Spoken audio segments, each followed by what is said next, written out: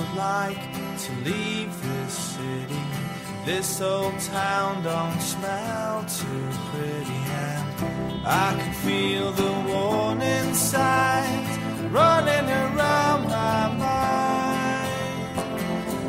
And when I leave this island, I book myself into a soul asylum, 'cause I can feel the warning signs running around my mind. So here I go, I'm still scratching around in the same old hole. My body feels young but my mind is very old. So what do you say? You can't give me the dreams that are mine anyway. Half the world away, half the world away, half the world away.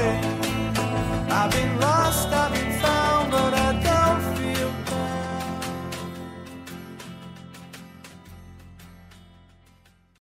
One. Good day, good morning, good afternoon and good evening to everyone that's listening. Welcome to what we could call, I suppose, the difficult second podcast from the Half the World Away show. So this is the week that saw Celtic unfortunately bow out in the Champions League inch into Juventus. But before we get started, let me introduce you to everyone on the panel. Firstly, there's myself, Kevin O'Neill, in Mandurah, Western Australia. Across the other side of the country, in sunny Victoria, we've got Patrick Close, one half of the Monklands Mafia. G'day, Pat. Good evening, Kevin. Yep, good evening. Good evening, all. And half the world away from us, nearer paradise, we've got our good friend, our mentor, our governor, keeps us on the straight and narrow, all the way from Scotland's capital. We've got the one and only green and white writer, Mr. Paul Larkin. Hail, hail, Good morning, Kevin. Paul. Good morning to all. Hail, hail.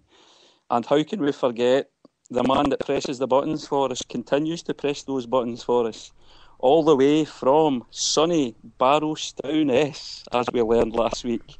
We've got the one and only Mr. Josh Gaffney. How are you, Josh? Hail, hail, everyone. I'm good. Good on you, Josh.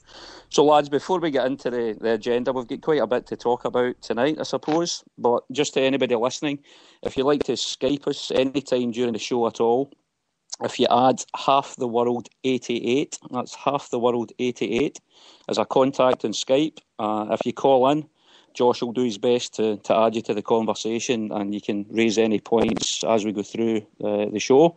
But secondly, last week we did have a few, I guess, audio issues when we listened back to the podcast later on. So if anybody out there could let us know if there are any similar audio issues this week, drop us a little note in the chat room on Spreaker, and Josh will do his best to try to sort that out for us. That'd be great. So I guess moving on, the first thing we'll talk about, guys, if that's okay, is we'll look back to the Juventus game. Midweek there, it's not that long ago. I guess if I could ask you first, Paul, what were your thoughts on it from half the world away, closer to paradise? To be honest, Kev, I was really, really disappointed. I thought we went out with a whimper. Over the two games, I think we gifted them 4 goals, and I just felt like that Juventus, particularly in the second game, just didn't have to get out of first gear to kind of comfortably beat us, and that was kind of disappointing. I know we're kind of punching above our weight, and we've not got the budget of these teams, and we didn't play in the big markets and all this kind of stuff. But when you know the heights the team's capable of through the Barcelona games and even winning in places like Moscow and stuff, I was expecting a bit more for us, and I thought we were a bit kind of tentative in Turin. I thought we'd done a lot of things. I thought a lot of players done a lot of things that they would never not do in the SPL, basically. That we were tentative at times. And, I didn't agree with the team selection, didn't really understand the tactics, what we were going to do. Some players to me just went through the motions. And there was a couple of, the 2 players I would give pass marks to would be Joe Ledley and Kelvin Wilson, who I thought were really, really good. But some of the mistakes we were making and some of the passes we were making and that, and the touches and all that were criminal. And I mean, the first goal alone, that's a goal you wouldn't get. I mean, you just would not see a goal like that conceded at any other game in the Champions League at this level. To make the first mistakes with Hooper, no protecting the ball, simple stuff, and then the attempt to Foster to save it was pretty poor, and the guy gets a tap in. Yeah. And we made that guy look like Gerd Müller at times when he's the kind of whipping boy that the Juventus fans. It's funny you say that, Paul, because I think a lot of the times we always hear that cliche that when it's a game of football, whether it's a cup tie or whatever, it's 11 men against 11 men. But you're right, some of the mistakes that we've made over the 2 ties against Juventus, they're what you'd classify, I guess, as schoolboy errors. And you would never see, for example, Gary Hooper getting caught out in that kind of position on the park. And let's face it, the guy didn't have too much to do to take the ball off him. And we seem to always make these silly errors at that level in the Champions League, and obviously get punished for them. Maybe it's because we maybe don't notice them as much, or we don't get punished as much in the SPL. But no, it's definitely a good point, I suppose. Yeah, I mean, I think especially in the context, Kevin, of the fact that the game I would like in this game was when we played Milan in December 2007. And we got beat 1-0, and Milan did everything back at the ball in the net for us that night. They've already qualified and stuff. And there was nobody in our team that was trying to grab the game by the throat. I mean, it was kind of like, you had to test Juventus water here. You had to get tackles in early to say, how much do you fancy this? You're 3-0 up, or that kind of thing. How much do you actually fancy this? We've never done that. I mean, I've seen some people saying Kyle was great. I mean, I thought Kyle was absolutely dreadful. I mean, he completely handed the midfield to Juventus by this nonsensical running about daft all the time. Like, we're learning you're a big fan of Kyle on this show, Paul. I used to be a big fan of Kyle, but this is a guy who went to Neil Lennon's door a month ago and said, I should be playing, has been given all the games, and he's been absolutely useless. He adds nothing to the team, and he actually, I mean, the header he puts in, right? Anybody in the world, to any level, tells you, when you header a ball, you didn't header it straight on. I mean, it's textbook, and I just think that, that, and I'll never understand putting your best centre midfield at centre half are a few of the reasons why we probably didn't compete as well as we should have. No, they're good points, Paul, and the passion's certainly coming across in your voice there, mate. You're still feeling as passionate about it as you would have been the other night, I suppose. I mean, Pat, if I could come to you now. Well, first of all, I guess, where were you watching it, Pat, or how did you get to see the game? And what are your thoughts on the overall, I guess, display, but also how we performed over the 2 legs? Well, firstly, it was on cable TV over here, so I don't have cable TV, so I managed to blag a friend's ESPN3 login, so basically watched it online on the big screen. So again, another lesson for Celtic TV that if you do things correctly, then you can actually get high definition stuff you can't watch on a big TV. Anyway, we've spoken with that many times before, but in terms of performance, and I'm sure we will again. Yeah, sorry, I will vent another one of these days, but like, it's kind of like an odd kind of performance, because it was like Juve did rest 3 or 4 of their probably their top players, so there's no doubt about that. But the formation was very, very odd. Let's face it. Like you got with Mulgrew in the midfield in the middle, and Wanyama at central defence. And I said last week in the show that Wanyama in defence, I've never really felt that comfortable with him there. And if you're bringing Mulgrew back after that's 3 games in a row he's missed, so he's not quite match kind of sharp, and putting him in the centre, it's probably just about the hardest role in the park. Maybe apart from the wing backs, like Ezagiri and Matthews' role, where that's a nightmare kind of role, bombing up and down the wings all the time and tracking back all the time. But having Mulgrew in there after coming back from injury was a little bit odd. But Kyle, again, it was a bit hit and miss. I thought he did a few good things, but start of the show, I think, was Ledley for me. I think he was absolutely magnificent, brilliant player.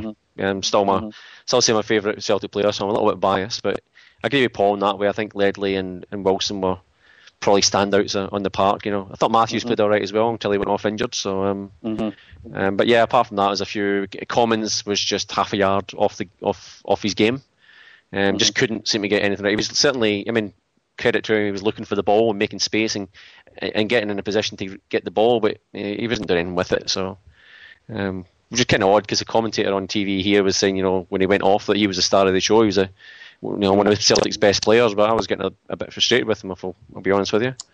I think some of these commentators we get, especially on ESPN, Pat, they're not obviously the most clued up on Celtic, I suppose, as well. So sometimes they throw in just the odd thing to pretend they know what's going on at the club and things like that as well, I suppose. So whether or not he knew he had a good game or not, I'm not so sure. But I mean, Josh, if I could come to you as well, we've covered quite a bit of a few of the aspects of the game and a few of the disappointing aspects.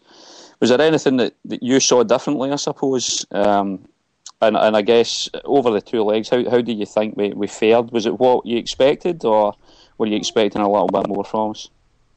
The game, I felt it was just kind of the same as the first leg. Tactically, we didn't switch it about, and the way the players performed on the pitch, with the exception of really Joe Ledley, it was basically the same performance. Juventus were allowing us possession where they wanted us to have possession. Sometimes we did manage to break through the barrier, but when we did, we weren't very clinical. Like Commons, just needing to play a simple pass, and he overplays it. He tries to do the magnificent, like take a shot from 30 yards and ends up scuffing it. Tries to do a pass that no one else could have seen, including Guy Hooper. So just wasteful, and we didn't really show how good we were over the two legs, because we can do better than that, despite how much we've spent and so on. Yeah, it is a good bunch of players. We just didn't perform on the night. I would agree, Josh. I have to admit, I think, given some of the highs that we experienced during the campaign, I think the way we kind of bowed out, it was disappointing in the end. I mean, we'll talk about this a little bit later as well, but the fans and things like that, and I heard Lennon being interviewed after it, and overall I think he's looking back over the whole campaign and measuring us on that rather than just the disappointment of the way we went out with a whimper rather than a bang, I suppose, or that kind of glorious failure that we experience so often as Celtic fans. But I would agree. I think we all know ourselves, I think, and maybe the players, and Lennon does too, we probably could have done a little bit better. I think 5-0 as an aggregate scoreline to go out on flattered Juve somewhat. I think we definitely had a little bit more of the playing possession that we might otherwise sometimes experience at that level in the Champions League, particularly against teams the likes of Barcelona. But that was the disappointing thing for me, I think, just going out in the whimper rather than the bang.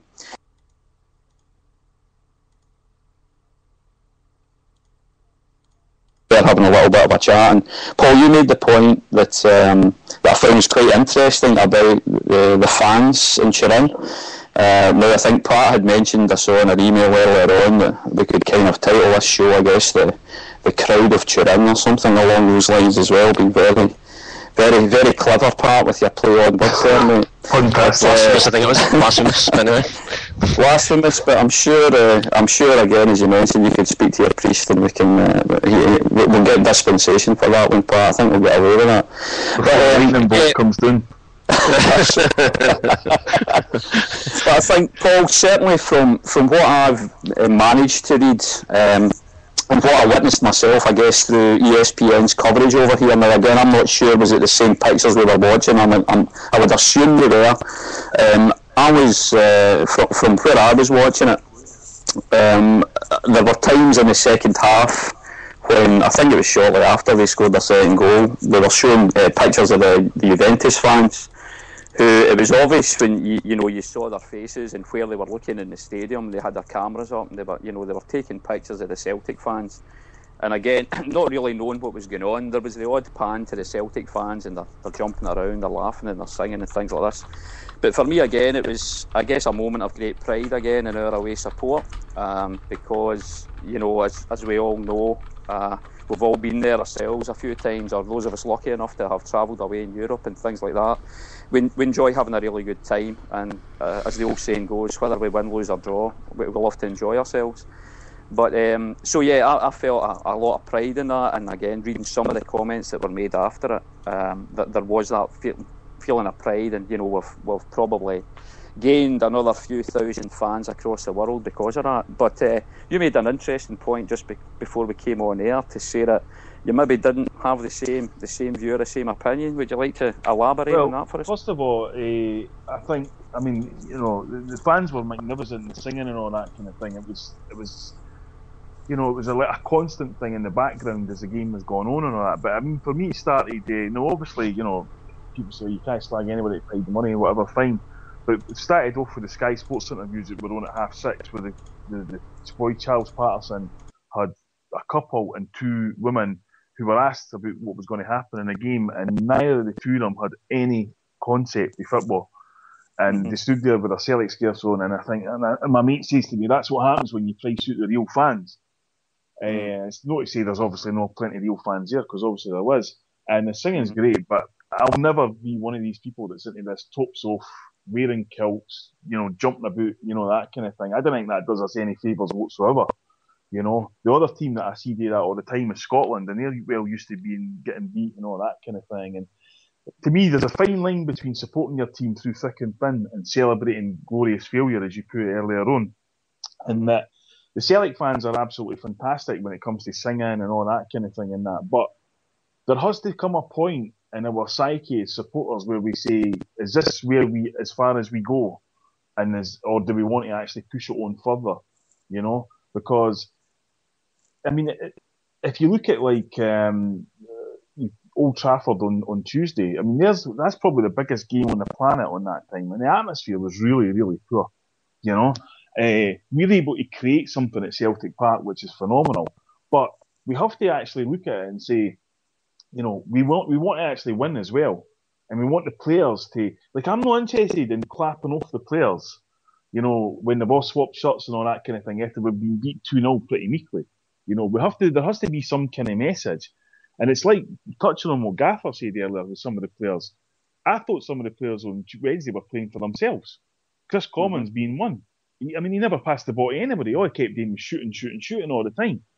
So there has to be a fine line between kind of supporting your team and saying, yeah, we appreciate it and we're going to support you for thick and thin, which is exactly what the fans did.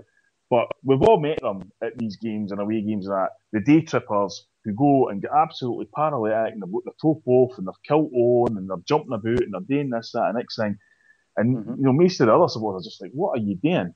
And I've seen a bit of that in Turin, on the telly and stuff like that. And it's just not my cup of tea at all, Kevin. Yep. No, it's an interesting viewpoint, Paul, and I'm sure the people listening have got their own views on it as well. And it'd be great to hear if there's any of you out there. I certainly gave my view on it there. If there's anybody out there, let's hear your views. You can tweet us on at halftheworld88 and let us know if you agree with Paul, or did you think the fans were fantastic? And Paul's been he's trying to be a bit of a Hugh Keevins here and being a bit controversial. Who knows? No, I disagree with what you said there. I didn't say the fans weren't fantastic. What I said was singing that was great. I just didn't think that going to a game with a kilt on and no top does us any favours. It just puts us in the same bracket as the Tartan Army, and we're not the Tartan Army. No, it's a good point, Paul. It's a good point. So, people listening in, if you, tweet us and let us know your thoughts, and maybe we'll on the show, the next show, we'll maybe have a look through that, sift through it, and see what the consensus says. But I suppose if I could come to you, Josh, on that point as well. I mean, from your viewpoint or your standpoint, the fans the other night, what were your thoughts on the way they portrayed themselves or the way they came across? I don't think there's really any harm in it. I've seen some footage, people having their shirts off and that, and I mean, that's a personal decision. It's not as if it was like some of the, Eastern European countries where, everyone in that section has their shirt off. There's a couple at least, but generally the public's reception of the atmosphere at that game has been absolutely outstanding. There's been loads of videos coming out with footage, of the atmosphere, and there's one where the crowd are singing Juventus score the second goal, and then the Celtic crowd get even louder, and in the general football community are just astounded that that happened, because the general consensus is you can see the goal, you go silent. But basically, it's 4-0 before I think the fans had conceded, going through, and they're just wanting to enjoy the night. And 4-0 or 5-0, I don't think it really mattered to them. Yeah, I think I saw that clip on YouTube myself, Josh, and it was obviously there was a bit of singing going on with the "Here we go" to 10 in a row, and obviously Juve scored, and it must have been for about 2 seconds, there was a bit of a oh, but then they just continued, and I guess that's what makes us Celtic fans. We can take that disappointment, but we can bounce back. That showed you how quickly we can bounce back to just ensure we enjoy the occasion and things like that. But good point that you made earlier on, Paul, about how long do we take this for, taking things in glorious defeat all the time. But we need to maybe move on from that as well. To me, the club has to play a part in it, because it happened. We played Barca in 2008, and this nonsensical idea about taking plastic bags over to clean up rubbish. It was just like, oh my God. And, you can't sort of just be happy to be there forever, I'm not talking about the atmosphere the fans create. It's absolutely nothing to do with that whatsoever. It's about the mindset that we have as a club going forward. Because, as we're sure we're going to touch on later, it's like we are at the end of an era, There's no doubt about it. This is the Neil Lennon. This part of the Neil Lennon era is over. It's finished. It's as simple as that, because the league's virtually won, and the Scottish Cup will take care of itself whether we win it or not. But we're in the kind of last days yet, and so we need to see, like, are we just going to rebuild to be a Champions League team that's a group stage team and happy to be there and here for the beer? I mean, this was a criticism Roy Keane had of the Republic of Ireland all the time, was that all you're interested in is qualifying and having a party. Do you actually go and win the thing? And that's the thing that we need to decide. We might say, no, we're fine. We're happy to do that, and that's fine. But, I think we can do better than that. Well, guys, we've had a couple of tweets already on it. We've got Craig, so it's Craig 1888 on Twitter, and he's basically said they could wear a skin tight hoop top leotard to the game for all he cares, as long as they support the club. We've got Alan Lenny McMullen, who's tweeted in as well, saying nothing wrong with kilts and tops. We're Scottish, it's what we like to do, although personally I'd like to keep my top on, and it's too cold for him. So, so there's a bit of... I can hear what Paul's saying, because there's always this thing about going back, I think back to like Scottish Cup finals, that Celtic fans essentially don't want the Scottishness side of the club. I remember the bagpipes coming on at cup finals and getting booed. That sort of stuff. So there is this kind of, and I kind of have it as well. People over here, and Kevin will probably get it as well, but you hear you're Scottish and you think, oh, you must love bagpipes. It's like, well, no, I actually don't. I kind of despise it. It's that whole, tartan and bagpipes kind of stuff. Like you're a bit embarrassed a bit more than anything. And I can hear what Paul's saying, but at the same time, I think when you go over there and hope, right, they probably booked flights, well before the first leg of the game and stuff. So all of a sudden, you're 3-0 down, and you're going over there going, oh, fuck's sake, I've just spent all this money. I'm going over there. It's like, do you know what? I'm going over there for a holiday. And then they get to the game, and it's, they're 1-0 down again. And it's like, stuff this, man. Let's just have a bit of a laugh. I get the whole sort of kilt thing. We've got guys in our club that if we ever have sort of big functions, they do the same thing. They'll turn up with kilts and that sort of stuff on. Not my cup of tea, but it's just what some people like to do. Like they kind of like to show the fact that they're Scottish as well. So. Christ, there's tweets coming in all over the place. So Arthur Rusky said, well, good. He thinks it's fab that everybody to think. I think it was fab. Everybody to their own. Everyone to their own think. Oh, I can't even actually read that. He said he was proud of them. And Craig said, when we win, Paul goes to happy extreme. When we lose, he goes the other. You're a greeting faced bastard. So there you go, Paul. I'm just the messenger. So. No, I mean, I'd honestly like to hear from the people because I'm sure there's plenty out there that do share the same view as Paul. Because I can totally see where you're coming from with it, Paul. So yeah, let's hear from you guys as well. That share that same view. They're obviously not listening to anything I'm saying, because they're completely misrepresented. I've been views have been completely misrepresented. No, I think. No, you made your point well, Paul. I think you're obviously. They're obviously. But I mean, look, I'm not saying anything about the atmosphere of the fans, and that's what every tweet's been about. I'm talking about the people who turn up for a day trip, and if anybody goes to these games and haven't met them, then they haven't been to these games. No, I think you're right, Paul. But it'll be interesting to see how your next book sales are hit, mate, with that statement.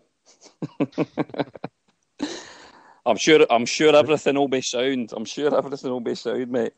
Right, listen, what I'd like to do, guys, I'll move us along if that's okay. But yeah, please keep your tweets coming in and let us know your thoughts on those comments, guys.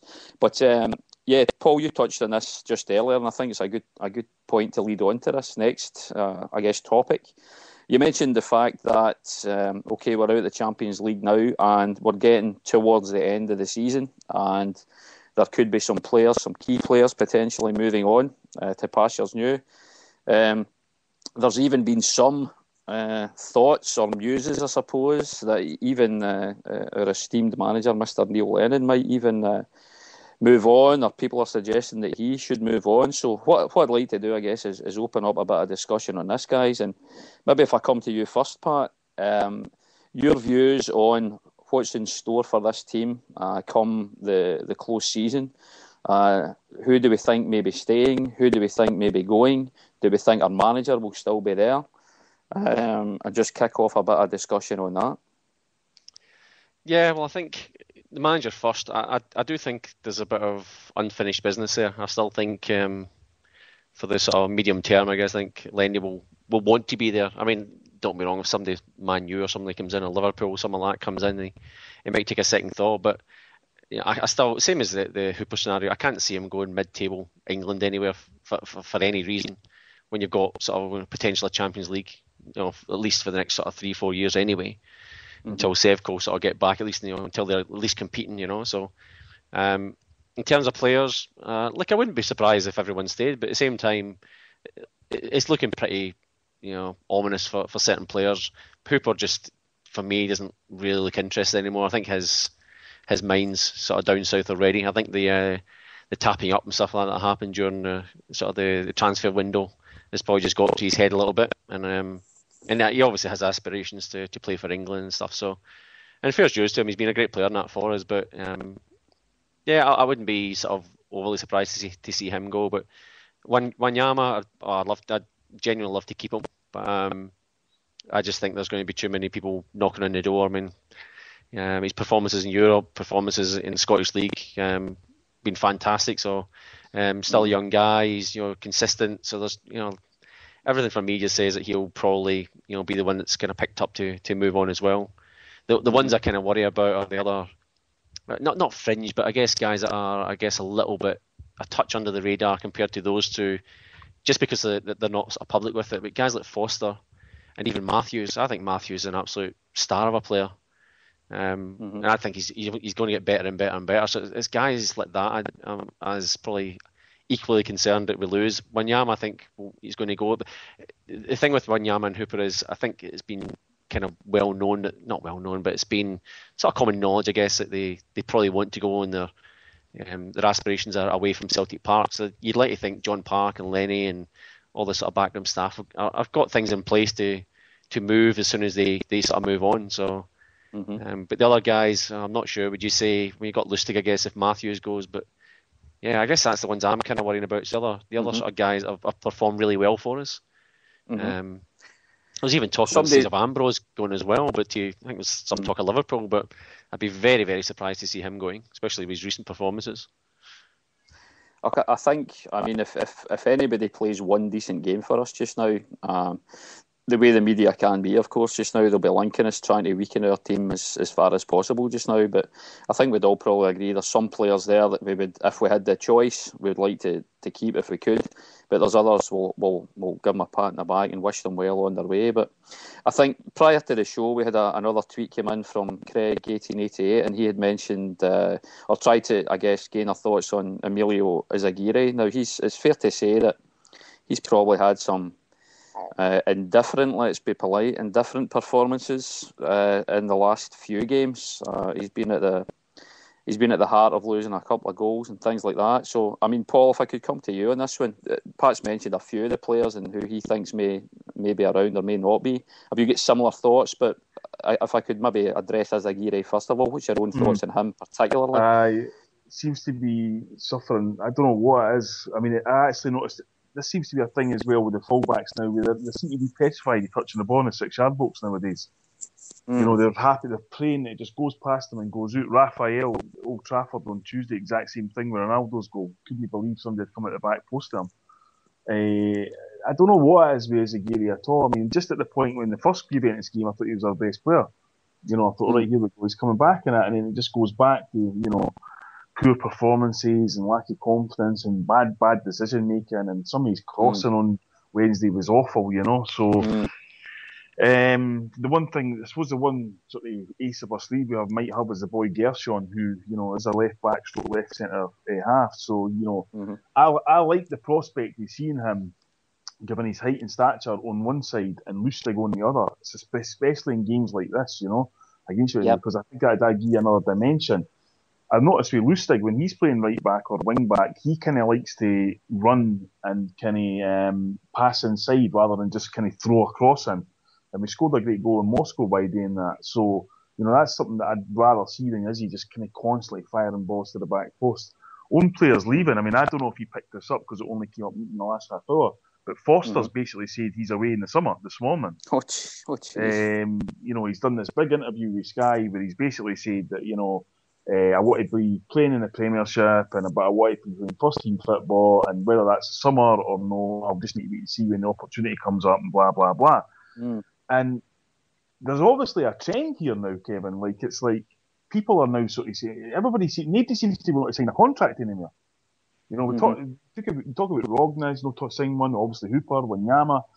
And that kind of leads on to what Pat was kind of touching on about saying, well, what is the position of the manager, you know? Do they know something that we didn't? Because there's Peter Lawwell's came out this morning with an interview talking about the campaign overall, and he ends it by saying, you know, obviously Neil's going to attract suitors, and, you know, the more success he gets and that's obviously going to be an inevitability about it.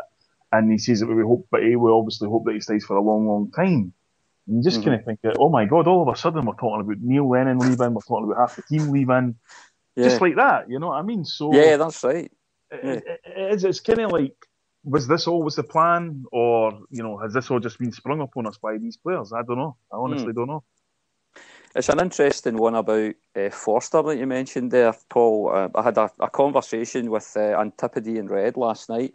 That's my friend Dennis Doherty over here in Mandurah, and we were kind of saying, we were talking about, you know, the potential of some players going and things like that. And Foster was one of the guys that was mentioned, that he is the type of guy that could attract other clubs and you could get a substantial fee for the guy. But I think we were both kind of agreeing. I'd be interested to hear your views on this, guys. What we kind of came up with was that if you've got a really good team of 10 outfield players, you can afford to have a goalkeeper that's maybe 7 out of 10 or maybe 8 out of 10. But, you know, that kind of analogy. Now, sometimes in the past at Celtic, we've had keepers that are maybe around about the 4 or the 5 out of 10 mark. Now, I think Forster, we could argue what we would rate him out of 10, I suppose, as a goalkeeper.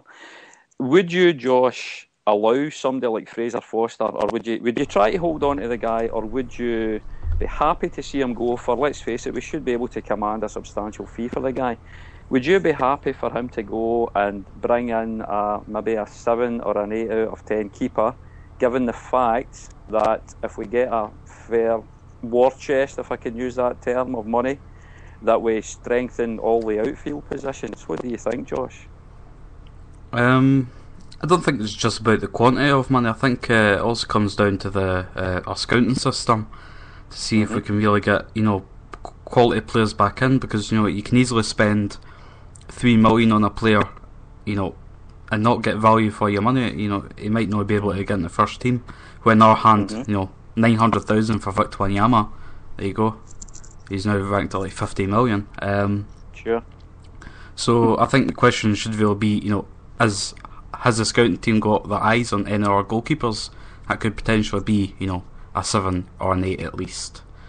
Well, I guess if that news is true in the last half hour there, I would certainly hope the scouts are starting to look for new goalkeepers. I mean, Pat, what's your view on specifically that point that Paul made there about the Fraser Forster situation?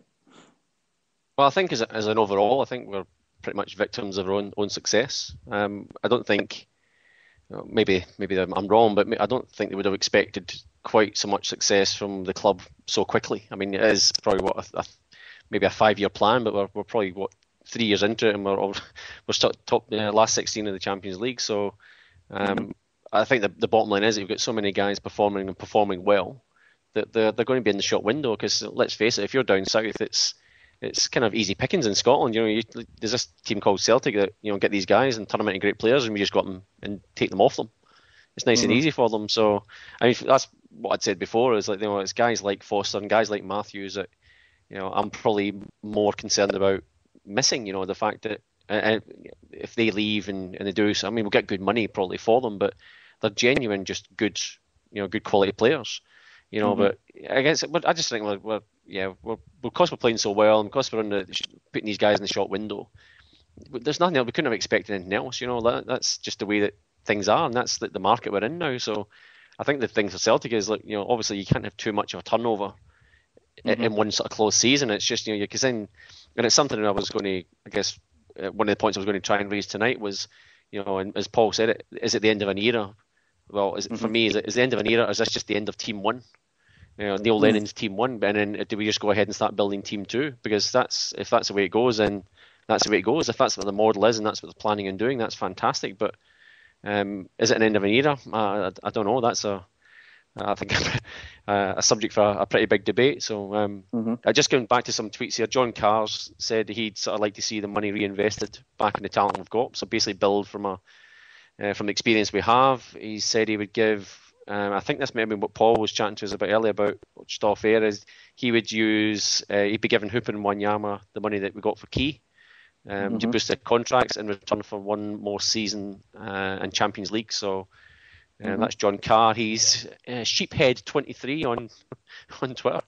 Interesting name, but good on you, Sheephead. Thanks for tweeting in. You'll get offended sheep tweeting in next. I mean, I suppose you mentioned it there, Pat, that this team were victims of our own success to a degree. But again, to I guess reiterate the point Paul made earlier on, it's victims of our own success in terms of how we interpret success as Celtic fans, and it's whether or not we need to push on from there, because the level we're at just now, maybe we do need to set our sights that little bit higher rather than just get so far and enjoy the party while we're in it. I mean, this next question I'm going to put to you all guys, and I'm not going to beat about the bush with this one, but if we talk about Neil Lennon himself, there's stuff said about Lennon, and he's still inexperienced, but how do you get experience? You need to be in a job, and Lennon has, I think, as a manager, personally done really well for us, better than some would have expected, or certainly some in the media would have wanted. But as a manager, right here, right now, taking everything into consideration, Paul, would you be keeping Neil Lennon as a manager? Oh, without a shadow of a doubt. I mean, I mean, Neil Lennon, as we said before, he stocks high, and I think there will be certainly at the minute bottom end championship clubs and bottom end Premiership clubs and top end Championship clubs will be looking at Neil Lennon and saying, he could be our guy, and you could give him a bigger budget and bigger money and blah blah blah and all that kind of thing. But what you can't give Neil Lennon is what he's seen on the touchline on Wednesday. And as I say, I mean, there was a time when, roughly about when the fans started singing "Here we go to 10 in a row," we had the chance with Samaras when Hooper kind of just dived in and kind of didn't get his toe end on the ball. Camera cuts to Neil Lennon, and he is gone berserk at the fact that Hooper's missed it, takes his chewing gum out of his mouth, throws it on the ground and all that kind of thing. And I look at that guy and I say, that's the guy I want in the Celtic dressing room. The guy that I know is feeling it as much as we are as supporters, because I think that at Celtic you have to have that these days. I think we've suffered to that in the past. Especially against games against Rangers Old Co, where we've had maybe managers who didn't really understand it and thought he'd put it down and say, well, we got beat, fair enough, let's move on. It's like, well, no, the fans can't move on for the kind of defeats. And you see the passion that's burning in Neil Lennon, and I think that when you said about the media not wanting him to do it, I think that was summed up when he said about, when the guy asked him, well, what have you learned for the Champions League? And the first thing he said was that I can manage at this level.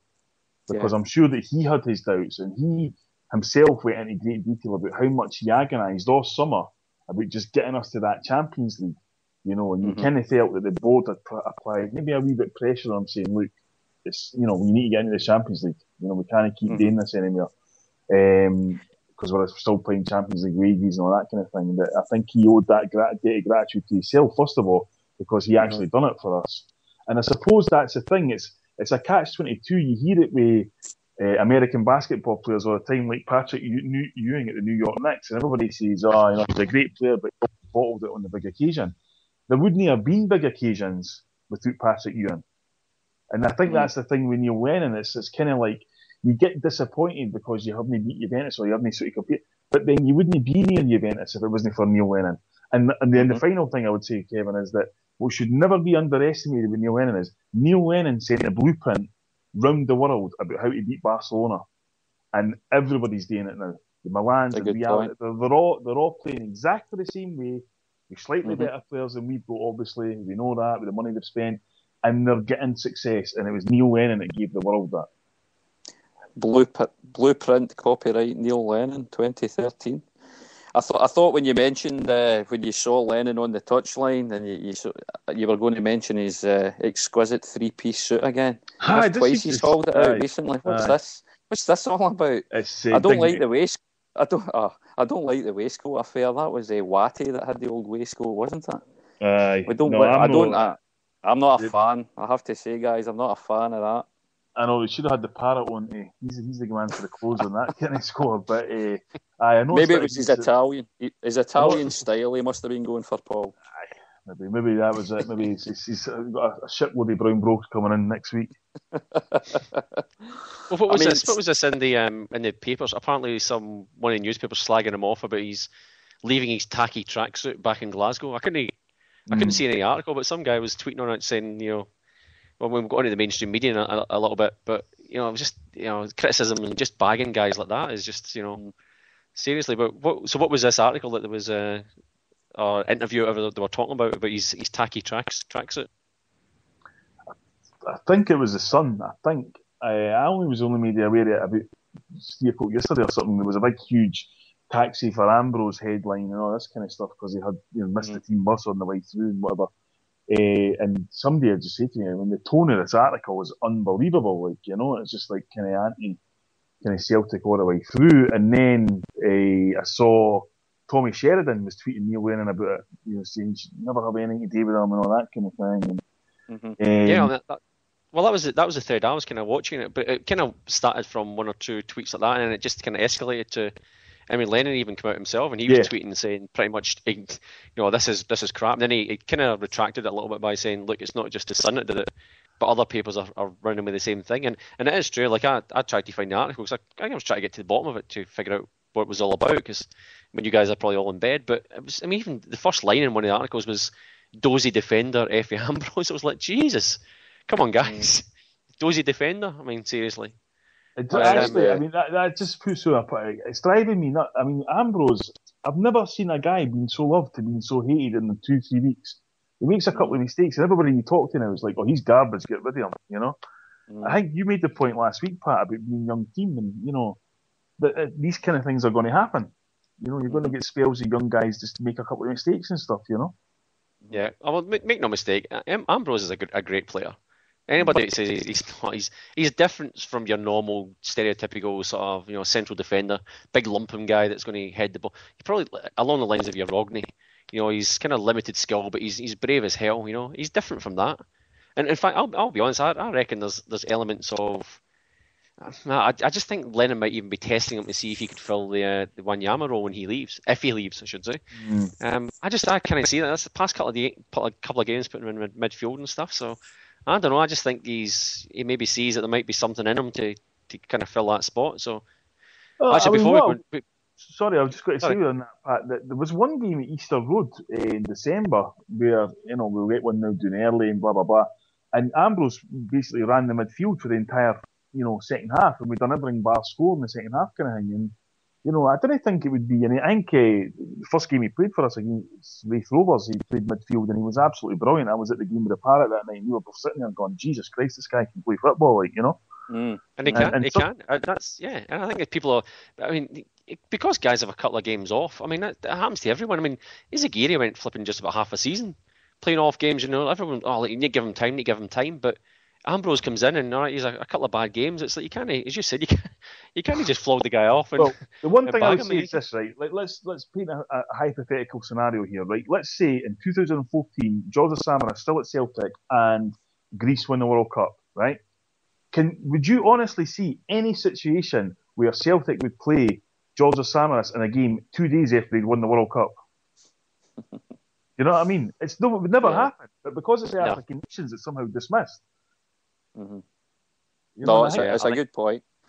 Yeah, exactly. I mean, I think that should never have happened. I know Lennon's come out and tried to sort of defend himself, and I think probably what Chris Commons came out and said is pretty much what most Celtic fans were thinking that night. Was like, seriously, like someone's, and I think he got sort of roundly sort of criticised for it, but I don't know any Celtic fan that sort of sat there and went, oh, yeah, he should definitely be playing. I think it was Lennon and probably Ambrose between the two of them, sort of pretty much the only ones that did think that. So, but you're talking about the midfield there, Pat, and of course Davy McLaughlin had tweeted in and said, can we address the desperate lack of guile in our midfield? We are very workmanlike. I mean, would that be a way to address it? Putting Ambrose there? Well, it's worth a try. I'm not saying it would be the sort of definitive solution for it, but I certainly think it's worth a try. He's got the skills. Mm-hmm. He's very sort of good on the ball, and I mean, I wouldn't be opposed to it, but I don't think he'd be everyone's cup of tea, but probably not as physically strong and stuff like that as Wanyama is, but probably faster. But is he as smart as him in midfield? I don't know, but we've also got Rogic to come through midfield as well. So I mean, I know if you want to talk about the sort of the guile, but I think Celtic have kind of identified that. I think they're sort of trying to move down a certain sort of path of player to get. I mean, we've got a sort of hard-working sort of guys as well, and I know Kyle's been sort of criticised a little bit. His form's kind of up and down as well, but I feel sorry for him a little bit because he's came back from a pretty bad injury. Same way as Aguirre did. It took Aguirre a while to get back to it. I mean, he's a bit ropey at the moment, but it's taken him a fair while to even get close to what he was before. And Kyle, I think it's going to be the same thing because before he got injured, he was playing really well for us, and he's still a good player. It's just one of those things that we need to get him, back in form and back to the way he was playing before. But for guys that they're going to be bringing in, I mean, I think Rogic is possibly one of the model. Again, young guy. Maybe he has to sort of fill out a little bit, get a bit stronger and stuff like that, but certainly more attacking and a bit more clever going forward. So, and Ambrose, I think, would probably add to that. He's probably a bit more creative than Wanyama would be, but in terms of strength and actual composure on the ball, probably doesn't have the same sort of skills there. So, but I just reckon it'd be worth a crack, and maybe between now and the end of the season, maybe that's when he's pretty much on trial in that position. You just never know. Sorry, Josh, on you go. About Ambrose, if you look at Victor Wanyama this season compared to last season, last season, he definitely had some obvious flaws, and during the summer, he progressed his game so much. It was unbelievable, how good he'd become over the period of a couple of months. So, maybe Ambrose during the summer, working his game, work on trying to, play a kind of more midfielder role, and maybe next season we could see a different Ambrose that could play in midfield. Mm-hmm. I think, guys, just I guess to close this section, we started off talking about Neil Lennon and do we want him to stay or would we look for somebody else? Just to close this one off, and very quickly, Josh, your own views, would you be certainly looking to keep Lennon, or do you think now would be the right time to look elsewhere? I'd definitely keep him. He's doing his job well, and that's good enough for me. Pat? I would certainly be looking at keeping him. It was probably not my first choice when he sort of got the manager's job, and I was a bit sceptical of jobs for the boys, but he's done nothing wrong, and he's probably only going to get better as well. So I'd be he'd be sort of one guy top of the list to try and keep. Him, John Park, and a few of the sort of top players. I guess that would be the top of the list for me. And I wouldn't disagree with any of that, guys. I think I found it very surprising that it was even getting a mention that Celtic may be considering, or some in the media or some fans may be considering that it's time for Lennon to move on, because I think the guy's just started, to be honest, and I can see him, if he's given the support he needs and he's given the time that the likes of your Arsene Wengers, etc. get at clubs. Now, whether or not it would go on that long, or your Alex Fergusons of this world, I'd love for Celtic to be in a position that we can honestly get a manager and get behind him for a good number of years, support him financially, and build him, because the guy's still learning, he's still young. But Paul, the point you made earlier on about the passion the guy's got, so many times we've had managers coming in, and it's the one thing that's maybe missing from some of them. We maybe like certain managers, but they've not quite got that passion that we've all got burning inside us. But Lennon's got that in spades. So, yeah, I'd love to see Lennon not just being there for another season or two. I'd love for us to be financially supporting the guy and bringing in, if he needs assistant coaches or something, fine. But Neil Lennon is a figurehead of our team for the next good number of years. I'd be right up for that. There's just a couple of quick things on that, Kevin. I mean, one thing I like, I don't know if he's caught this down under last week, was that Howard Wilkinson did an interview where he said that Dermot Desmond had approached him to be like Neil Lennon's mentor right at the start when Neil Lennon came in, and when he spoke to Neil Lennon about it, he was just like, absolutely no chance. And I like that. I think you do have to be a little bit cocky, to be the Celtic manager. You've got to. The second point is that when he went to Nottingham Forest as a player, one of the first games he played, might have even been the first game, was a draw, and he came off the park devastated and that kind of thing, and he could not believe the reaction of the players or the manager, who was Colin Calderwood at the time. He was like, don't worry about it, we got a point kind of thing, and Neil Lennon knew right then, this isn't what I'm all about. I'm not used to this kind of environment. And finally, and I think more importantly, is Neil Lennon has went through a hell of a lot to be the Celtic manager, and that's why I think he deserves the support of everybody. No, hear to that, Paul. Again, everybody that's listening, or if you're listening or downloading it later on, please tweet us on @halftheworld88. Let us know your own thoughts. We've certainly made it clear that we all want Lennon to stay, and maybe stay there for quite some time. But if you've got a different opinion, please tweet us. Let us know your views and why you have those views.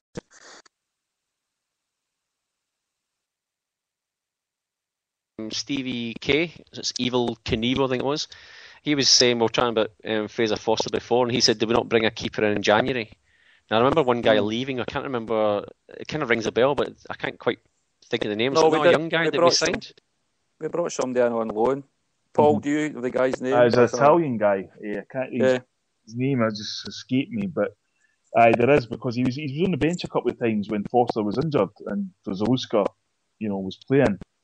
I think he's a younger guy, but don't quote me on that. But no, he's definitely right. We did bring a guy in.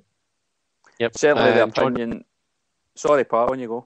No, I was just saying, there's another tweet coming in. We were chatting about Ambrose just before. Old Sheephead 23 is asking us again. John Carr, he said, is Ambrose out of contract in the summer? Which I don't believe so. Yes, he's got an option to leave, as we have an option to extend.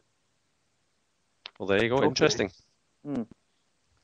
Yeah, I mean, I think going back to the keeper situation, I think that keeper that we brought in, certainly when I was reading about it, it was certainly in my mind that it was just as cover. It was never really going to be looking as somebody that steps in there to either challenge Big Fraser for the number 1 jersey straight away, or indeed to be a replacement if they knew he was maybe going to be moving on this summer. That was the view I had when I read about it. But I mean, I know maybe some of the guys that get the chance to see the under-20s and things like that, if he's been getting regular games, we could maybe comment on that.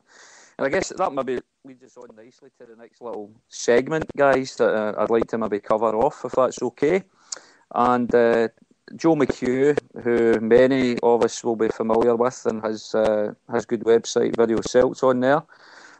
Joe had done an article the other day about our 5 golden moments. I think it was during the Champions League.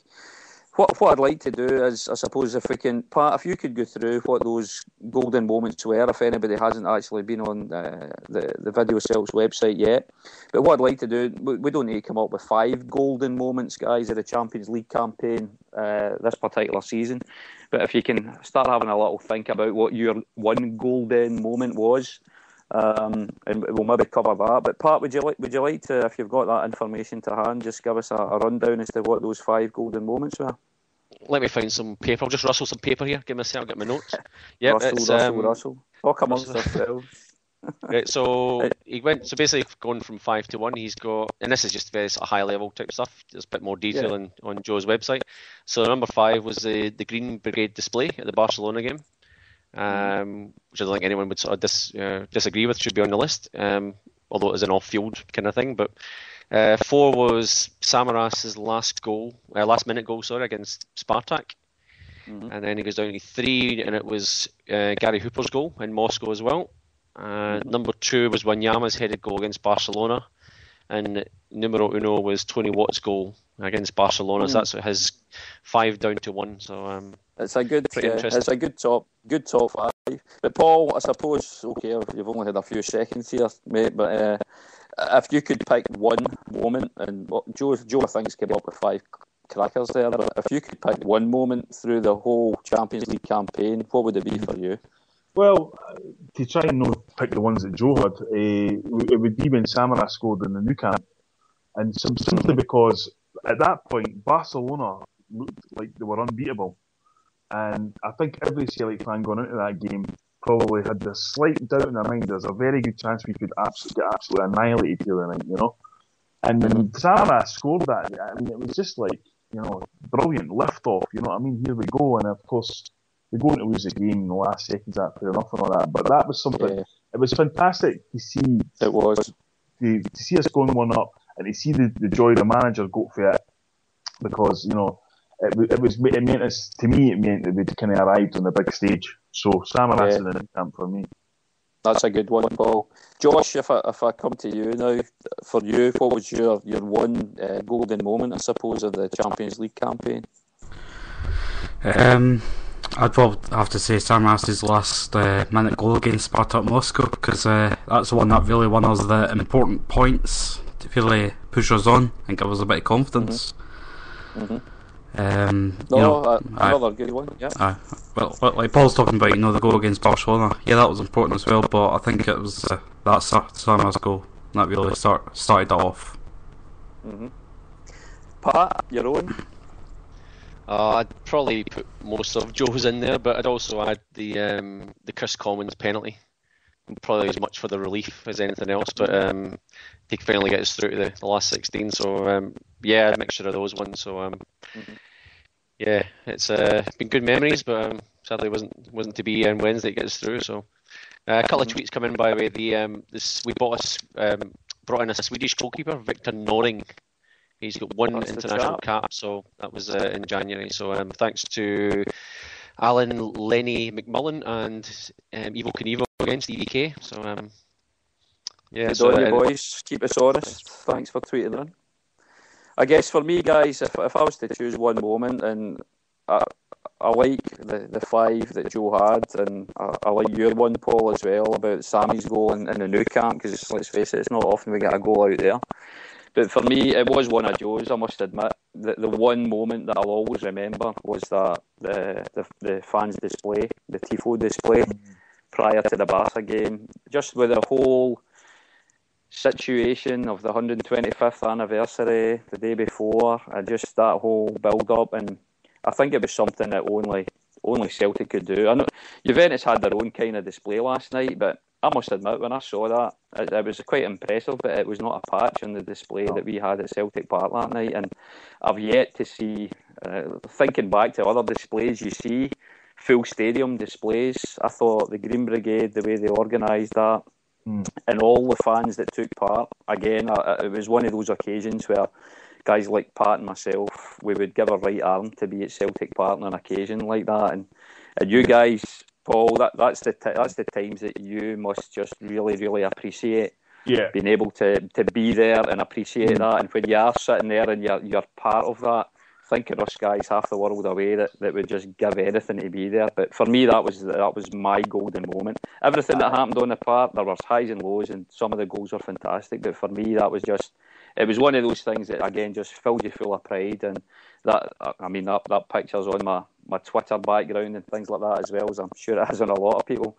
But it's a picture that's ingrained in my memory now, and it will be till the day I die, I think, to be honest. I mean, Green Brigade set the standard for all these kind of things, you know, the displays and the atmosphere they create and all that kind of thing. And when we spoke to them on the Homeboy show, that's the thing I said to them when they were kind of a bit down about what things were going on, was that I said, you know, whatever happens to you between now and the future, you should always remember that when Celtic celebrate their 250th anniversary, they'll be talking about what you did at that game that night. And it's just unbelievable. It really was. It just captured it so brilliantly, as the Green Brigade always do. I mean, I would suggest that if one of the Green Brigade's got a talent for anything, it's capturing the moment perfectly. And they always manage to do that. And they've done it off their own backs as well, let's not forget. So, immense credit and kudos to them. If I can pop in for a wee moment. Seems like there's a wee kind of little problem with Skype at the moment. Skype's producing kind of a wee crackling noise, so I'll end this call and I'll invite you back in very quickly to try to sort that issue. Okay, sorry folks, we'll speak to you again soon.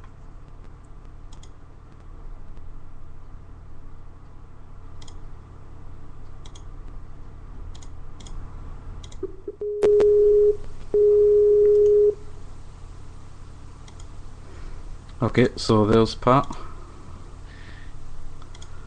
Evening, Josh. Good evening. Again.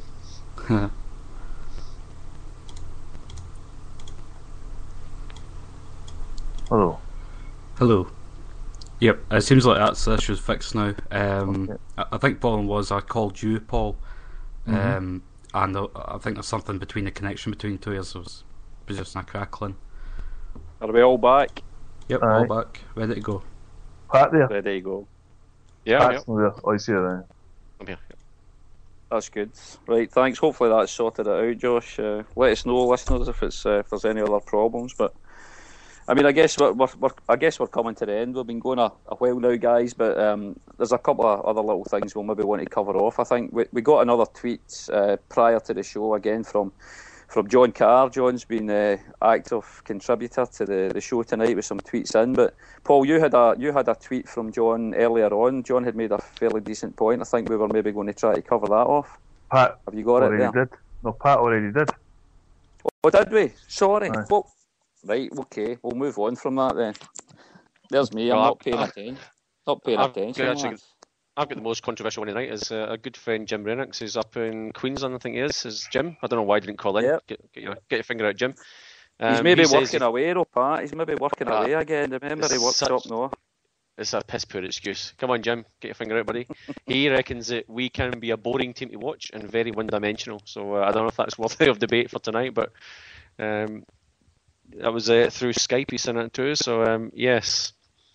A little bit harsh sometimes. I think it's we can be a bit boring and stuff like that now and again, but I still stand by the stuff last week. We're a young team. We're going to have ups, we're going to have downs, we're going to have brilliant displays, and we're going to have fairly average displays, just the way it goes with a young team. So that's my thoughts on that one. Paul, one-dimensional Celtic? Surely not. I can probably see where he's coming from. I mean, I wouldn't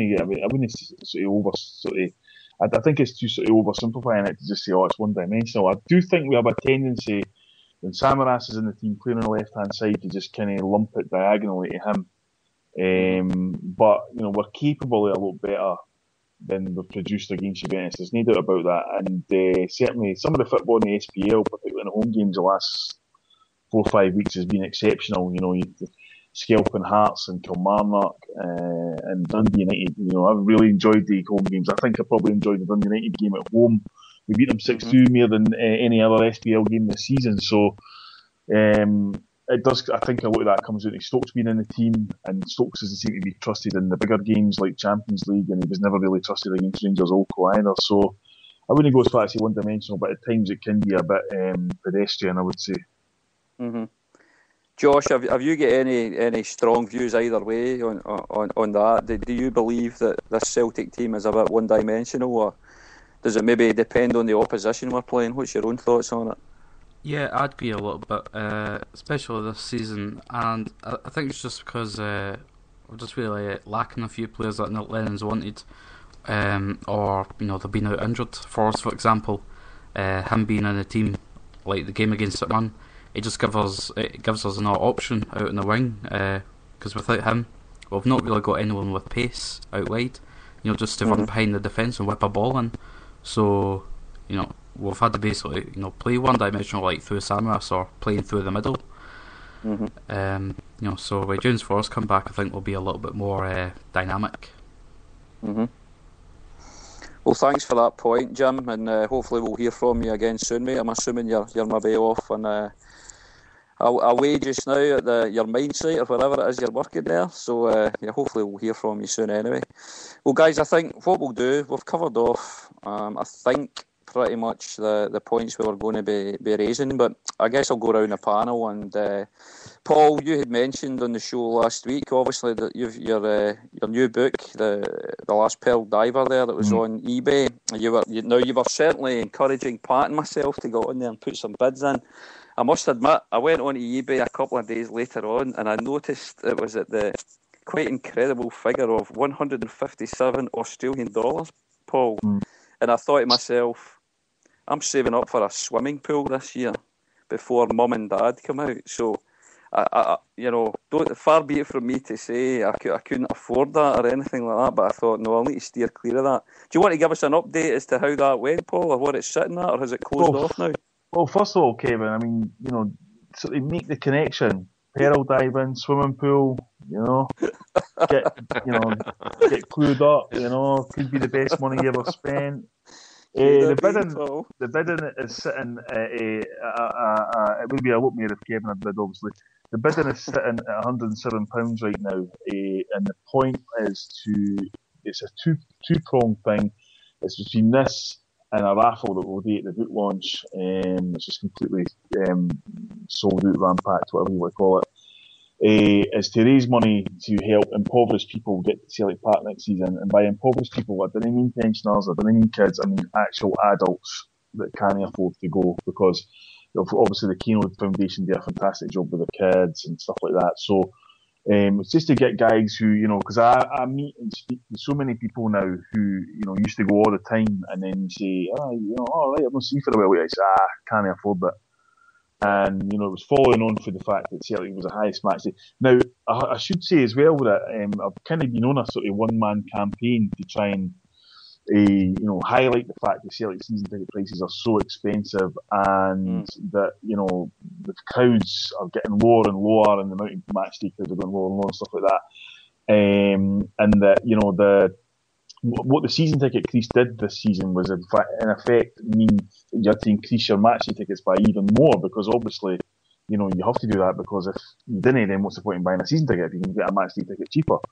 And that has been worked on two sources. Because the first thing is that if you decrease season ticket sales and hope to increase match day ticket sales, that costs Celtic money, because they need employ staff to sell their tickets. Second of all, like all year rather than just in the summer. And second of all, it hasn't worked. You've seen it, the crowds are that kind of stuff. Now, I should say that last week I got an email to somebody, I'll not say who, but a very high-ranking member of Celtic, who said that, would you like to come in and talk about this? And the answer I gave was no, because, quite frankly, I've been in this position before, I've heard other people been in this position, and you go in and you get cozied up and you get told that you're listening to you and all that kind of thing. There's a couple of tea in the biscuit and all that sort of thing. I'm not really interested. But I was given, I wouldn't go as far as say assurances, but I was given hints on a basis of, it's something that we're actively pursuing, is how to decrease the prices season tickets for next season. And because what I said was, it's going to be a problem, and said, well, it's going to be we were looking at a substantial decrease. So, as you say, fingers crossed. So, the point is, there's a couple of days left. I think the bidding finishes on Sunday night, Celtic Park time. It's £107 now. I'm hoping there's a few people that put the maximum bids and get a wee bit of things in the last day. Then there'll be a raffle at the book launch, which is effectively for a top one by Simon Donnelly and Bill Buchanan in the 96-97 season. And it's all framed and all that kind of thing. It'll be on the night, and all the money raised for that will go to buy season tickets, which will bring impoverished people back to Celtic Park. Which I think we'd all agree is a great cause, Paul, and I guess the people we are talking about are the true guys that cannot genuinely afford to get there. It's not that they probably have got the money, but they choose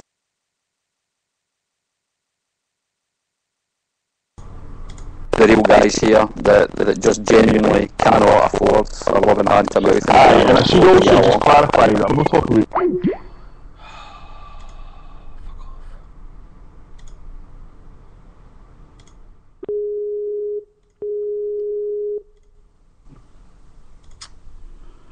Sorry, got cut off there.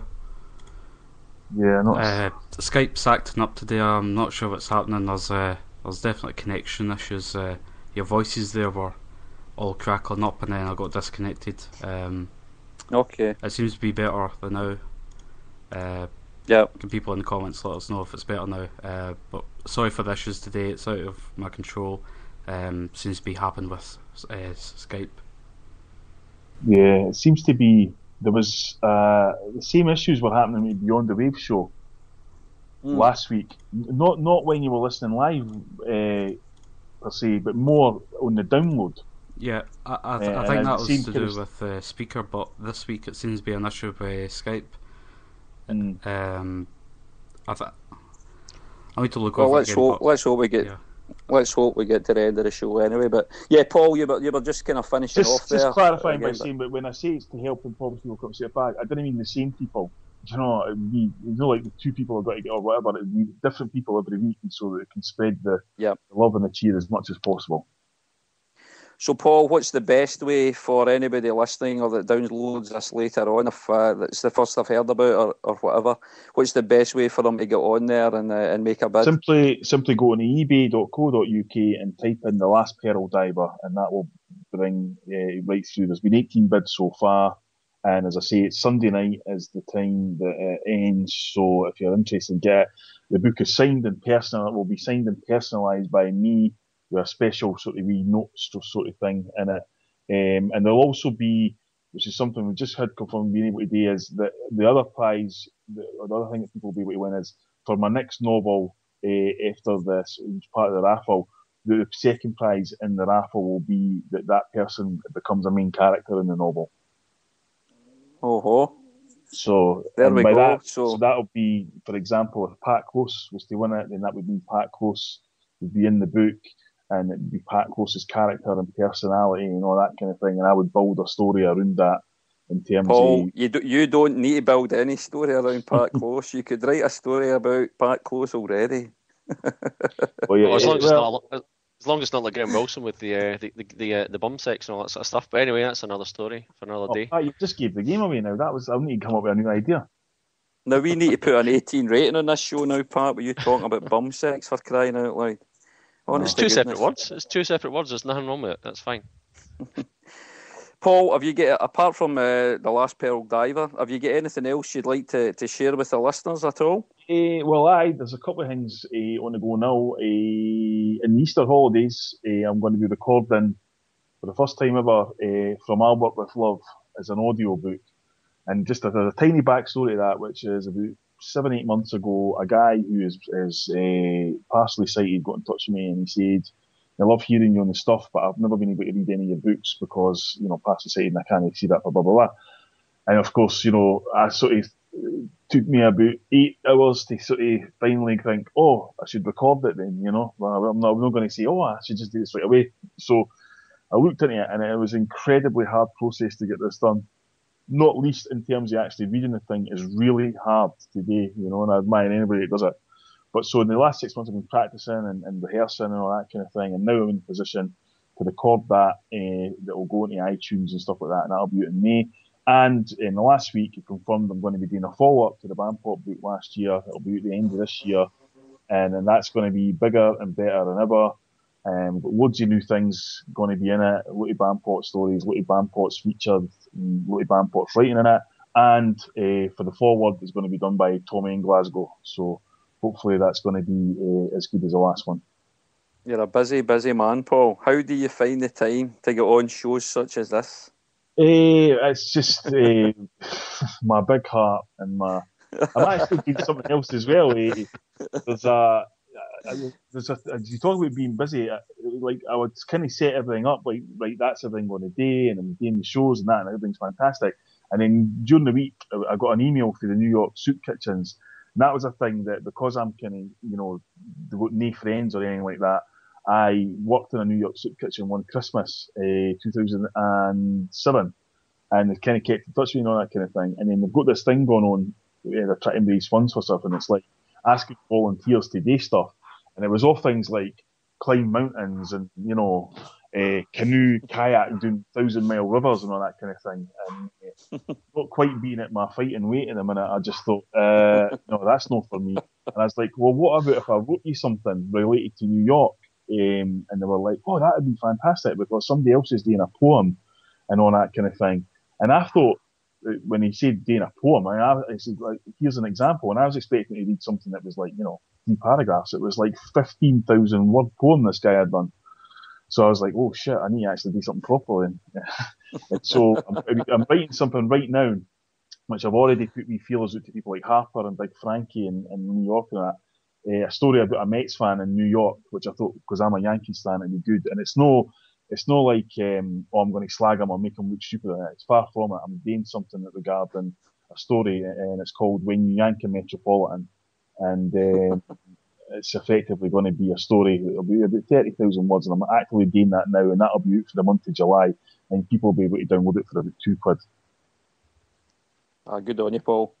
So yeah, you're a very, very busy man, mate. But thanks for sharing that stuff with us. It was a beat to everybody who thinks we're slagging off the Celtic support and Turin as well. And thanks to Kevin as well for saying nobody will buy my books anymore because of that. And as if, Paul, as if. No. We like a bit of controversy in this Half the World Away show now. This is what we're going. We're putting things out there. We like a little bit of controversial opinions. Actually, boys, can we just talk about controversy here? I just want to go back to the Juventus game, right? And this is, I'm actually going to read this. I copied and pasted this from Twitter, right? So, one of Kev's good friends at etims.net, he says, this is at halftime, was Wanyama injured? Someone better wake Chuck Mulgrew up. 2 shockers within 3 minutes. Heeds up, Celtic. And Kev has come back. You ready for this? Are you ready for this, boys? It says, thought that was a strange decision to make. Argument in the dressing room at half-time, maybe. Toys out of the pram. Now, I'm sorry, but mainstream media can do one thing, but Kevin O'Neill, representing Hail Media through this podcast, you should be ashamed. Ashamed of yourself, buddy. What can I say? It was I didn't see anything that had happened on the park at the time to insinuate that Wanyama should be getting was injured or should be getting hooked or anything like that. So what can I say? It was just a thought that came into my head, and you know Twitter. You just put a thought out there and it's gone. It's a thought in a moment of madness.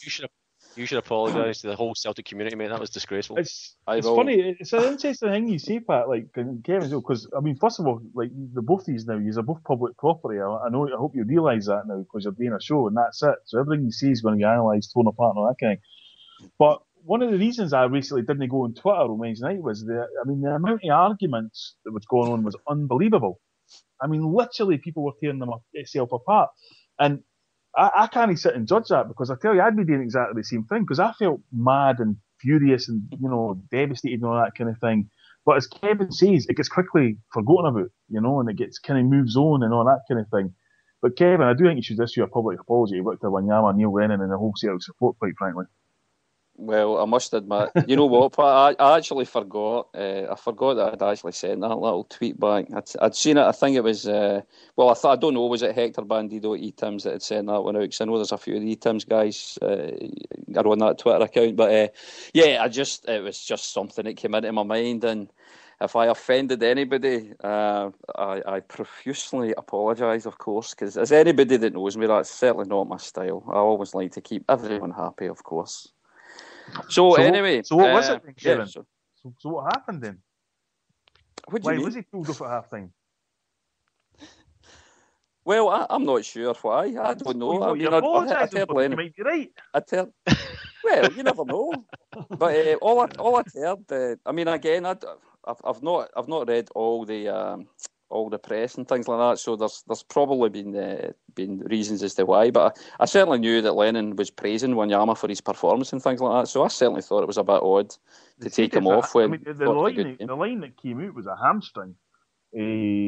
But they also said Matthews was a hamstring, where it didn't look like that at the time, but Oh, I mean, from what I saw with Matthews, that was whether it was or not, but I mean, he was writhing about, he was holding his hammy, and so for me, that was easy to understand. But I didn't see, maybe I missed it, but I certainly didn't see Wanyama looking injured at all. Maybe I did miss it, but yeah, I don't know. Maybe it was the thoughts of the bloody Cali Thistle game, Mark Viduka, all that crap was going through my head, and maybe there was a hissy fit in the dressing room at half time. That's why Big Victor never made it out.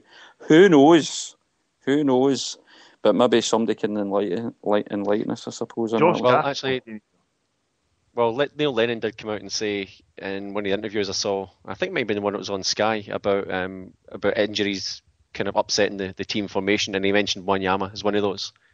He said, that kind of upset the way the plans were going, because he said he thought he was playing very well at the time. So yes, I think it was probably an injury. I guess we'll find out on Saturday. We haven't even spoken about Ross County, but I think we're probably going to have to gloss over it. But if those guys rock up and play against Ross County, then yeah, maybe Kev's conspiracy theory might actually be right. Well, there's a quick question for everybody there, because this is something I've been hearing in American sports a lot. Is, see, if players have got injuries, do you tell anybody what they are? Should you tell anybody what they are?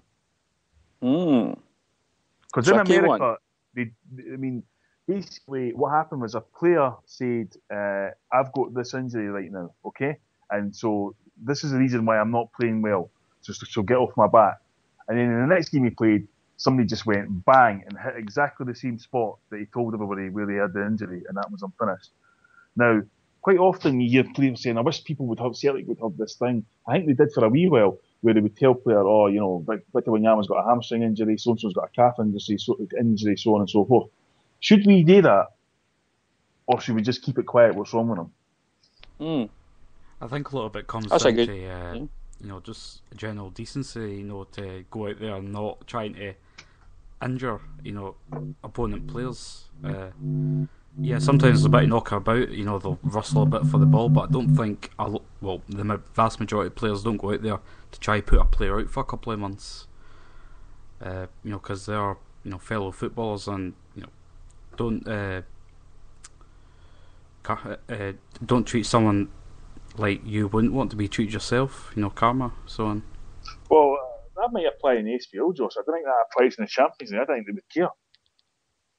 I mean, do you think if let's say Samaras ran through in the first minute at Celtic Park, that Pirlo would give two hoots about how much he injured them when he tackled them? Probably not, but I guess it just comes down to the team you're playing against. It's a good point and an interesting one, Paul, because, again, to use the analogy over here in Oz, the Australian rules football again, what they do over here is that on a Thursday, correct me if I'm wrong here, Pat, but on a Thursday, they literally come out and say, here's who's available and here's who's injured, and there's no ifs or buts about it. It's basically, this guy's not going to be playing, he's injured, blah, blah, blah. Now, again, so they come out and they basically declare that. And that's usually a couple of days prior to their fixture at the weekend. I mean, Pat, do you have any views on that? Yeah. Well, I think the Aussie rules thing, what they it's very different over here. What they do is they name essentially the squad of players on a Thursday. So every team that's playing at the weekend has to name what the squad is, and injuries are normally quite open with about who's out, how many weeks they're out, and you actually get these injury reports in the newspaper. So for every team you'll have like a column, and it'll say what player's injured, how many weeks are due, what the injury is, that sort of stuff. It's like very just bullet point type stuff. But what happens is when it comes to finals time, the real sort of crunch game inside of the season, that stuff's held pretty much close to their chest. Like even when especially when it gets to grand final day, you'll find players like just they've got some sort of hamstring injury and they're in sort of chambers, oxygen chambers and stuff like that to try to get fit. But they'll never actually ever say if the player's going to play. You won't actually find out till maybe an hour before the game if they're actually playing or not. So they do it. But going back to Celtic, I don't know how. I don't think any of you guys are Celtic TV subscribers, but if you watch the sort of daily stuff on there, they actually have the press conferences with Lennon. There you do get some of it on the free U side. So if you go in there probably tomorrow morning or something, you'll be able to see probably part of his interview. But in the longer ones, he will tell you, and it's probably I've probably seen it for the past few weeks. Someone in the press will say, "What's the injury situation?" And he'll go through and he'll literally say, Charlie Mulgrew, 2 weeks, so and so has got a hamstring, and he'll actually go through and tell. Now I'm not sure if that gets into the press, but I know, look, having watched these press conferences, that he has asked about it, and he has been relatively open about it as well. So, but whether it's getting in the newspapers and online, I don't know.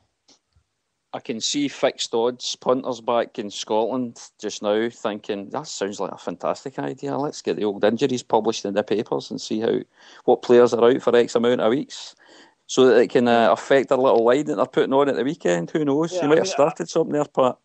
I think the look at it is, I heard the story, pretty much for the horse's mouth this week about a certain player who's been in the news recently in Scotland, who's been carrying a really bad injury and has been playing, and it's kind of like, let's just say it's been suggested that the reason he's not really kind of been talking it up is because he needs to be playing at the minute. That's all say on that. And it's getting harder and harder because, like, basically what I'm trying to say is a manager will say if they're fit, they'll say yeah, regardless. Anyway, and then the best story I ever heard about that was with Bertie Auld when Celtic were playing Dundee at Dens Park, and Jock Stein had said to Bertie Auld on the Saturday morning, right, you're playing, and he was like, what are you talking about? I've got a bad ankle, I can't play dates. He says, listen, you've been out for long enough, you're playing.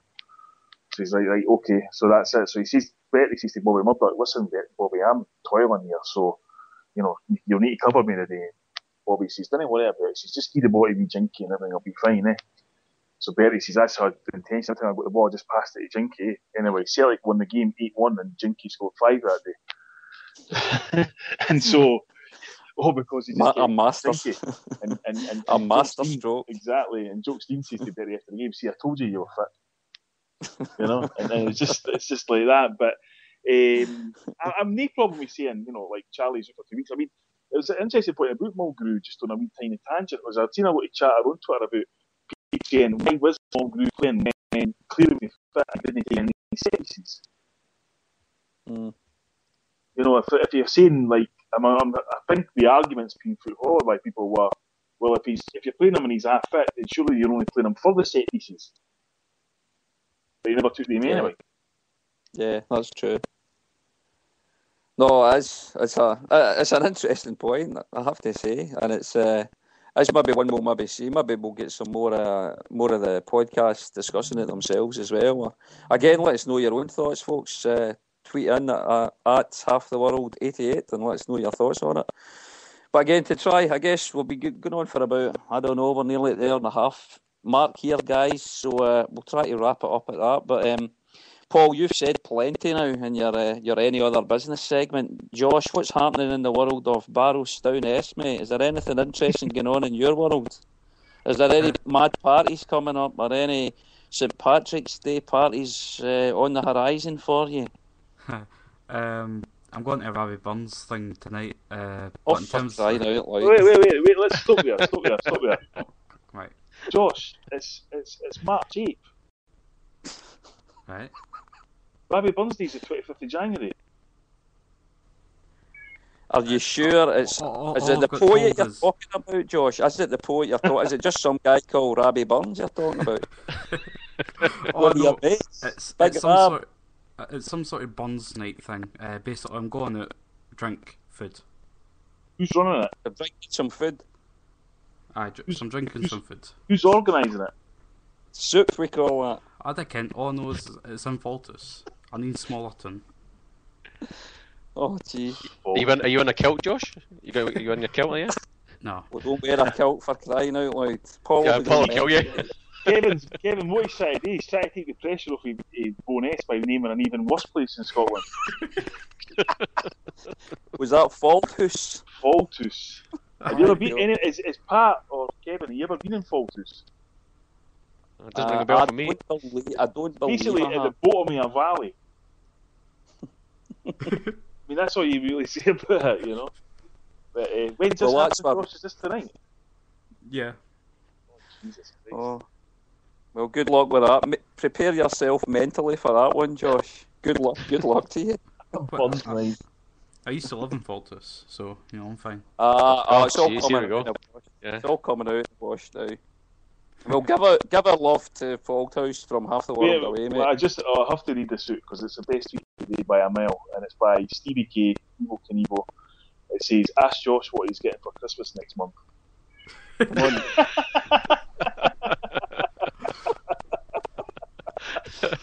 Tweet of the day.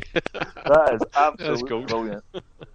Well done, Evo Knievo. Thanks for that.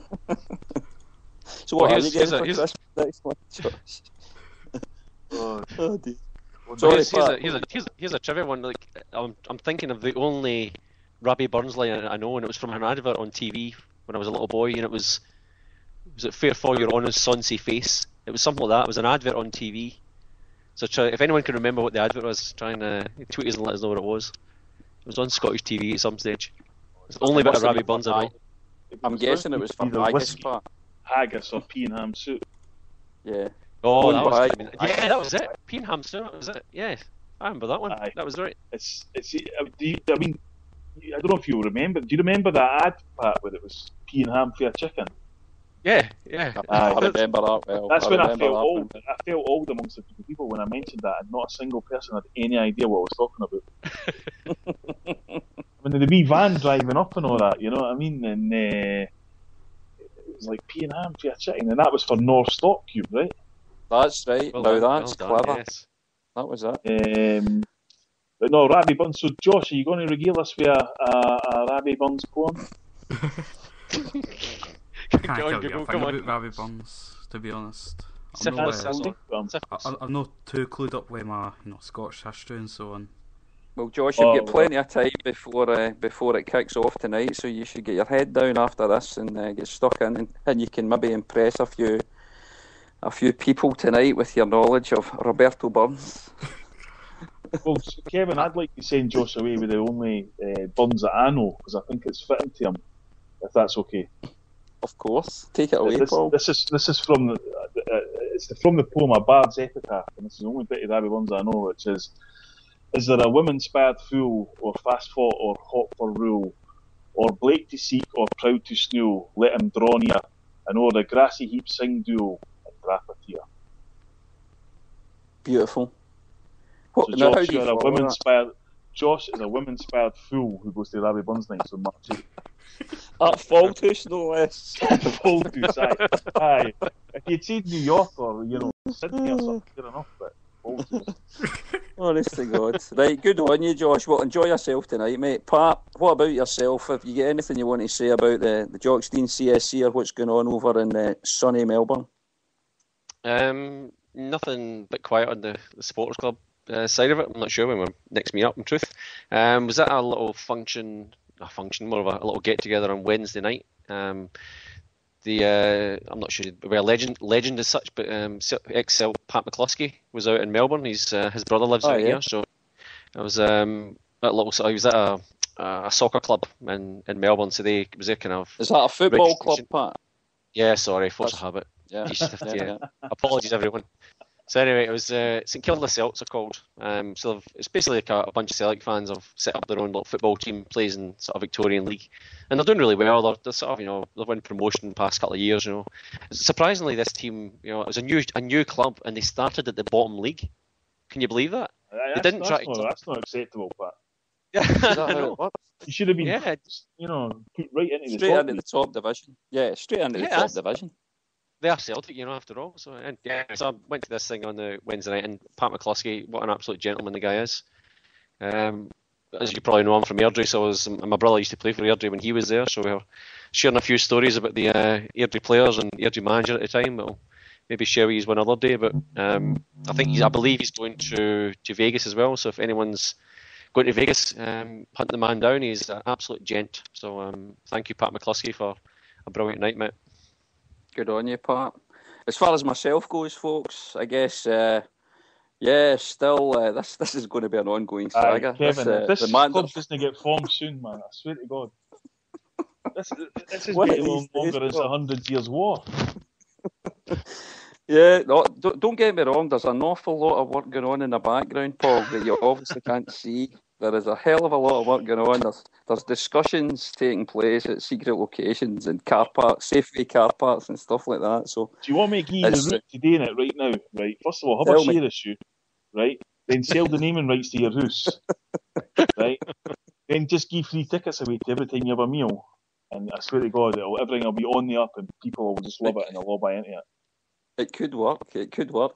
But seriously, I guess we've got St Patrick's Day coming up soon, guys. And I mean, those that know me know that I'm Irish to the core, I suppose. I've got the Scottish accent, but I'm Irish to the core. So I'll be out celebrating that soon. I'm going to give a shout out to a guy that I met last week and a guy from Donegal who's forming a Gaelic football club out here, the Mandara Celtics. Funnily enough, he's a Celtic fan as well. I'm going to give them a bit of a shout out, and I'm hopefully going to be meeting up with some of these guys and stealing some of their players to become members of the Mandara Celtic Supporters Club as well. So I'm going to be out canvassing. It's the election time over here in Western Australia just now, but I'm going to be doing my own canvassing over the next couple of weekends, I suppose, and certainly on St Patrick's Day. And Murphy's Irish Pub, if anybody's in the South Perth or Mandara, Rockingham type area, come along there on St Patrick's Day. I'll be wearing a nice big Mayo shirt, as I usually do on these occasions. So yeah, if you're around, say hello, and we'll maybe try to get some more members of this Mandara Celtic Supporters Club up and running. Again, please do keep following the show, folks, on, I think I've said it plenty of times now, but I'll say it again, at Half the World Away 88. You can get us on there on Twitter. You can follow me on Twitter at KJP O'Neill 72. So yeah, get following away if you wish. And just to wrap up, guys, any last words from any of you? Paul? Let me think. I'm still blown away by this Burns Night and Faltus thing. It's the one last words I want to say, Kevin, is you've gave out the Twitter address wrongly about 300 times a day. What have I said? At half the world. No, it's at half the world 88. Not what at have I been saying? You've been saying at half the world away 88. Oh my God! Kev. Oh, apologies, Kev. Everyone. I just hope everybody listens to the end of the show and they can put them right. But sorry, guys. One last thing I'd like to say, personally, Kevin, is I think you've done a fantastic job hosting the show, and it's run really smoothly.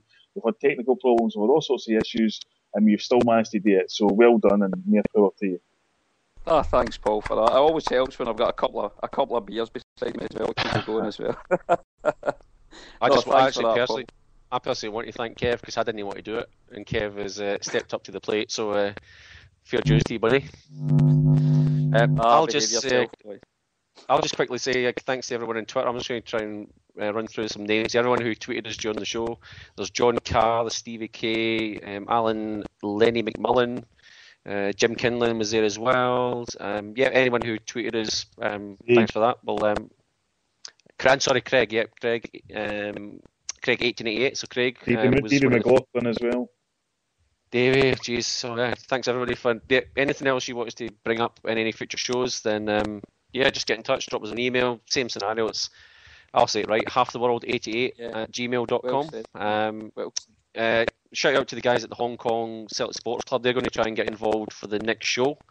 We're not sure if we'll have one next week at this stage. Probably not at this stage, but we'll try and get one the week after. So Sean and the guys at the Hong Kong CSC, fingers crossed they'll be on board as well. Jim Renix is around. Jim Kinlan up in Sydney, his PC blew up, so he's going to try and get in as well. So fingers crossed everybody. Wait a minute. His PC blew up. His PC, his laptop. So he's only using an iPad, and apparently that's not good enough. So how no? I don't know. I'll have a chat to him later. Oh no, Jim, you'll need to phone in and to explain that one. Because we're not buying this nonsense about the iPad doesn't work. iPad's 10 times more powerful than any bloody laptop or anything. So Josh, I'm going to. Sorry, Pat. So Alan McMullen has just tweeted saying, "Thanks for the fun and interesting show. Good to hear Paul whether he's grumbling or not." So there you go. He's making peace with you, and it's Thank you, Alan. Checks in the post, pal. Josh, I'm going to leave the final word with your good self. Have you got any Robbie Burns quotes or poetry for us to sign off on before we get Oasis to play us out with our theme tune? No, I've never got any. No. But one last question for you. When is it St. Patrick's Day? Is it June? Well said, Josh. Good 25 on you, minutes mate. and that's what he comes up with. You just see, I hate that because he basically he's taking the wind out the sails of the best tweet of the day for, you know what I mean, by that crappy hangman. And see what we actually have. I don't know if you'll notice here. If he's in a hurry, I'm sorry, but tough. Josh does a show called Paradise Preview. And that's really like how it's a Helio Media conspiracy to have Graham Molson and a mentor on a thing called Street. And there you see that Graham Molson has done a terrible job. 25 minutes, and the best he could come up with was a variation in the best joke so far. Unbelievable, Josh. One final thing I'd like to ask Josh is, are you going to be doing a podcast for his Burn Supper tonight? Oh, no. Well, you need to record your thoughts as you're going. At least you must be tweeting it, at least.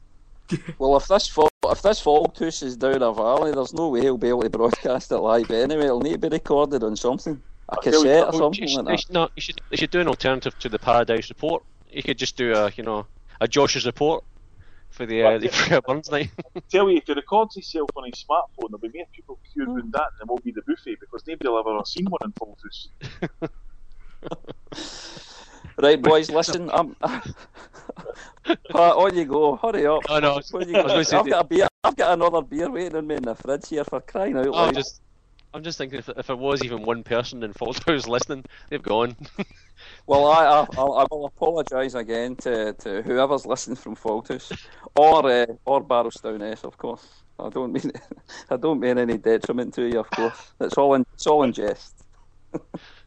Right, guys, Josh, have you got Oasis lined up for us, guys, and we'll see the show out with that. Okay. Are we all? Yeah. Yep. So hail, guys. Thanks again. I've really enjoyed it, guys, and we'll do another show soon. Hail. Hail, boys. Hail.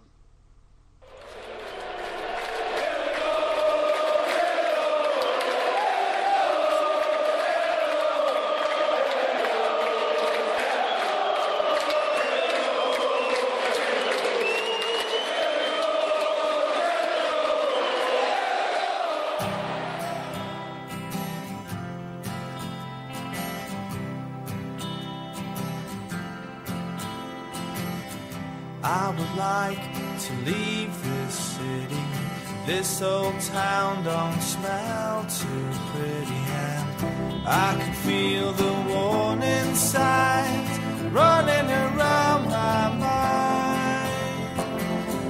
And when I leave this island, I book myself into a soul asylum, 'cause I can feel the warning signs running around